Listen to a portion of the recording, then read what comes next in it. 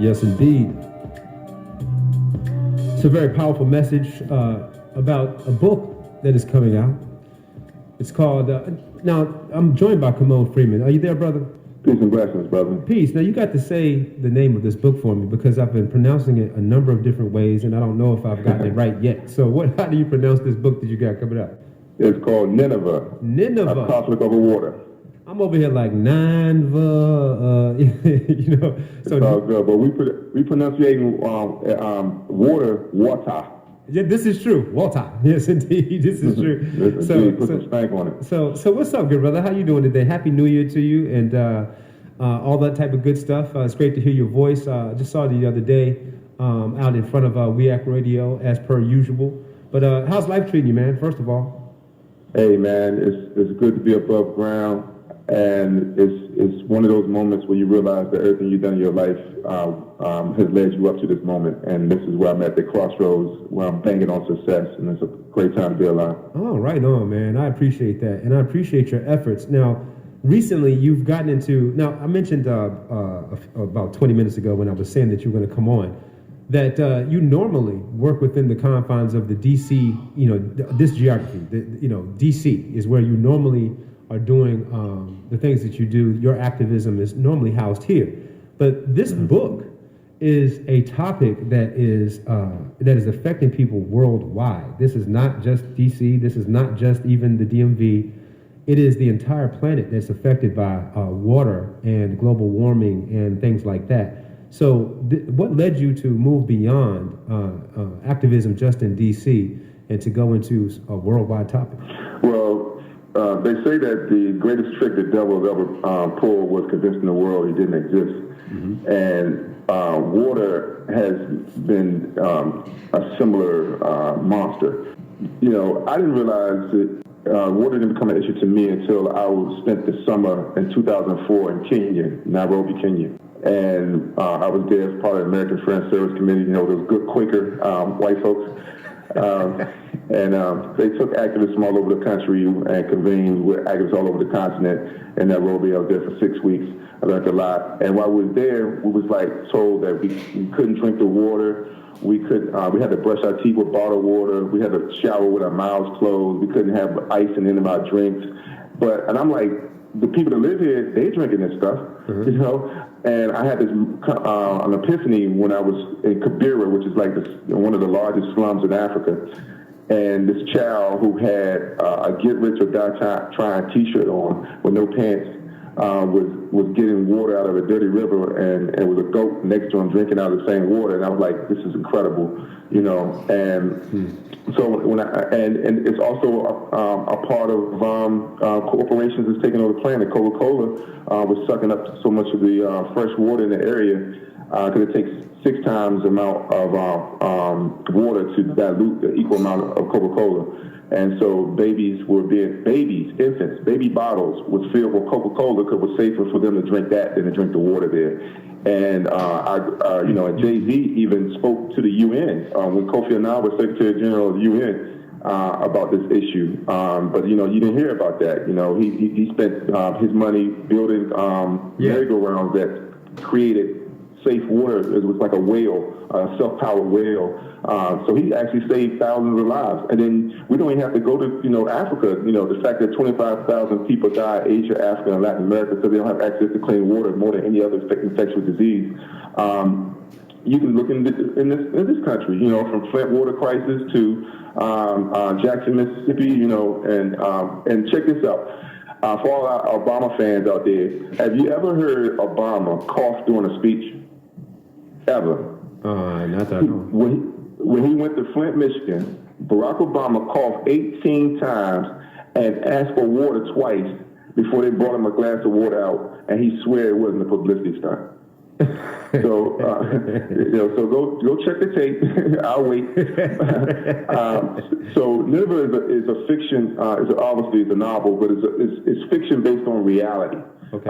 People need to realize that George Bush bought land in South America that sits on the largest aquifer in the world. Explain what an aquifer is. Aquifer is an underground body of fresh water, untapped, and he's going to stick a straw in the ground and suck it dry when a water crisis presents itself. This aquifer is large enough to provide fresh water for the planet for 200 years. Now, some of this might be over people's head, so I tell this story to bring attention to this issue. It's a beautiful story, but what we need to realize is look at our own lives. You know, you and I, we middle age, man. We old enough to remember. If someone had asked us when we was 12 years old to buy water, to give them $1 for a bottle of water, we would look at them like they was crazy. Yep. Yeah, we would have. Yep. You know. You know. And what we need to realize is that when public water fountains in this country, when it was doing segregation, you had the colored signs and the white only signs. My grandmother told me they was going to sell water one day, and I told that lady she was crazy. And it turned out she was a visionary, because she said that when they took those signs down, she said it was going to make us pay for that. And that's what we've been doing. And now we've been paying for water ever since. So this is so talk to me about the novel itself and some of the characters in the novel, and what their charge is, what they're motivated by. What you can give without giving away the story, but what is the story about? Well, you know, first let me say that on Martin Luther King Day, January 16th, we're going to be at Sankofa Video Bookstore on 2714 Georgia Avenue, cross street from Howard University. Folks can come out and join us for a book talk on that, because we are launching the release party, pre-sale release party, I should say, at that event on MLK Day at Sankofa. I'm joined by Dr. Khadijah Ali Coleman. She is the executive director of the Hurston Wright Foundation, and also today is Zora Neale Hurston's birthday, by the way. So shout out to her legacy. Yeah. So Dr. Khadijah Ali Coleman, executive director of the Hurston Wright Foundation, will be in conversation with me about the book and the work that we've been doing. And also shout out to Mazi Mustafa, Words, Beats, and Life. It's going to be blessing us with a special introduction, because if it wasn't for him, this novel wouldn't exist, because we started as a screenplay that never got produced. And so every time a water issue came up in the news cycle, he was like, because, you know, we had it performed before our audience. And so, you know, him and other friends of mine would always ask about the water project. And thank goodness we had a pandemic, because the pandemic made me sit down and finish this book. Shout out to a man, Shaka King, from Judas and the Black Messiah, the Oscar-winning Judas and the Black Messiah. He wrote a blurb for the book. This is what he had to say about the book. He says that there's great utility to escapist art, but this novel threads the needle pretty damn well by refusing to not acknowledge trauma just to make a piece of entertainment. So I thought that was powerful. But the book is basically set in the future. It's like Octavia Butler on weed, and she we got absolutely, and the good stuff too. The loud, Octavia Butler off the loud. you know. You simple, man. Go ahead. Yeah. So what it is set in the future where water has been priced beyond the affordability of the masses, forcing them to collect rainwater, which is constitutes a new contraband and is highly illegal. So think of the drug war wrapped around illicit access to water, and the climate change, the tipping point. We passed the tipping point. Polar ice caps have melted. So some cities have been submerged and new cities have emerged. And Nineveh is the preeminent new city that has emerged. Just like they built Dubai out of the freaking air. So Nineveh is the new city, and it's ran by the Global Water Corporation. And it's basically the story of two families struggle. The family that runs Global Water Corporation and the family that leads the resistance. And I'm proud to say that a black woman is the lead protagonist, and she's a badass, and her name is Evelyn. And she is the leader of resistance along with her father. And it's the story of the haves and the have-nots. You know, and it comes to a point where, one can't exist without the other. I got you. Wow. So that's interesting. Now tell the people how they can find more about the book, what the website is, and how they can find you, and just anything else you got going on, good brother. Yes, sir. So the website is NinevehNovel.com. Nineveh is spelled Nineveh. Nineveh. Nineveh. novel.com. Again, you can join us on MLK Day at Sankofa Video and Bookstore for a pre-sale launch, and we'll be having an event there from 4 to 6 p.m. That's MLK Day, 4 to 6 p.m. at Sankofa. And the book drops on World Water Day, which is March 22nd. And on March 22nd, we will be at the Anacostia bus boards. Now, between those 2 days, I'll be all over the city. Y'all going to get sick of me because I'm going to be in every bookstore that had me. I'm going to be at every bus boards and pours location between those 2 dates. And then after the World Water Day, we will be launching a tour. 13 cities we'll be going across the country. And if I got time, I just want to read a quick excerpt from the book. One of the characters, his name is Sasir. His father's the head of the Global Water Corporation that is a real-life monster. And this is what he had to say about monsters. When I was a child, I dreamed of monsters. Usually it was my mother that rushed to my room when she heard my screams to console and comfort me. But one night, my father came. He didn't console or comfort me. He asked me what scared me and what kind of monster it was. He said that the fear of zombies means the fear of the masses. He said fear of vampires means the fear of the elite. I told him I didn't know what kind of monster it was because I was always awake. I always wake up when he grabs me. He told me that monsters do exist, but they are too big to fit under my bed and far too few in number to be truly dangerous. More dangerous are the functionaries ready to believe and to act without asking questions. You, sir, are one of those real-life monsters. And I say that to say this because we're living with real-life monsters right now. There's corporations that are destroying the planet right before our eyes, and we're not doing anything to challenge them. We talk about climate change like, it's just some passing fantasy. When we bumped into each other in Anacostia the other day, it was almost 70 degrees outside in the middle of January.